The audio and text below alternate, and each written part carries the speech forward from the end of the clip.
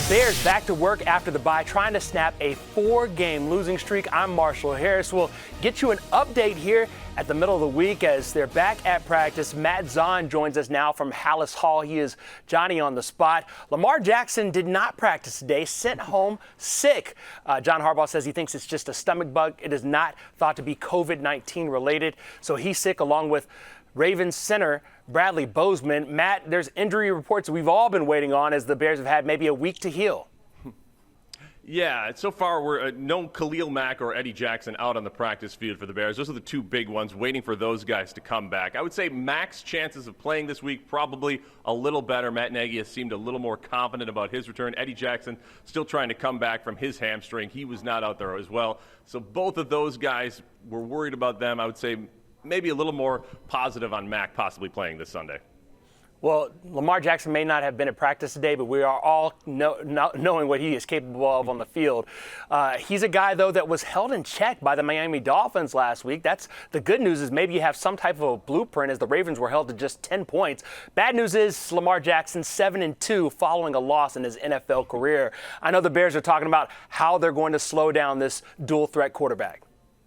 Yeah, Marsh, you bring up a good point, and that was brought up today. What Miami did to slow down Lamar Jackson. Had his worst game of the season last Thursday night, when the Ravens played. Lamar Jackson held to his worst passing and rushing total. The Dolphins basically did what you call a cover zero, a lot of blitzing to keep Lamar in check. It seemed to work. Tayshaun Gibson, the Bears safety, said that is something you can look into, but you got to have the personnel to do it. You also have to have tight coverage on the guys. Just part of the problem is going to be trying to just contain Lamar Jackson, because as Tayshaun Gibson says, he has grown into such a better passer this season in his NFL career. Was known most for his running early on in his career. And Gibson actually had a funny line when asked if you get worried about being embarrassed by Lamar Jackson when he's running out there trying to get by you.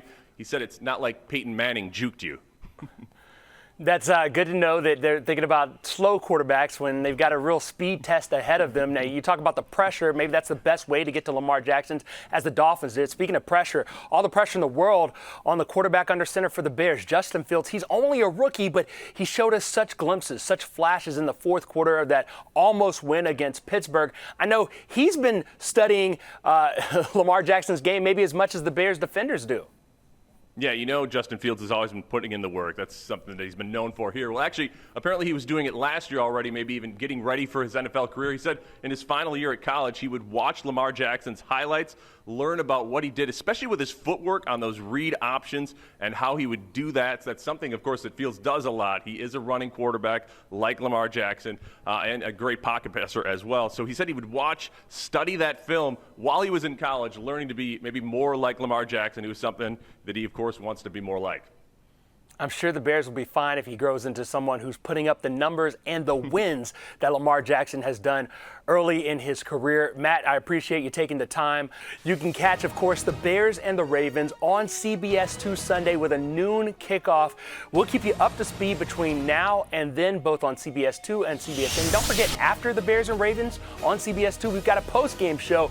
Matt will be in studio with me. Jason McKee, former running back, will be there as well. And Jackie Kosick down at Soldier Field. Excited to tell you what happens after the game. Maybe the Bears will snap that 4-game losing streak.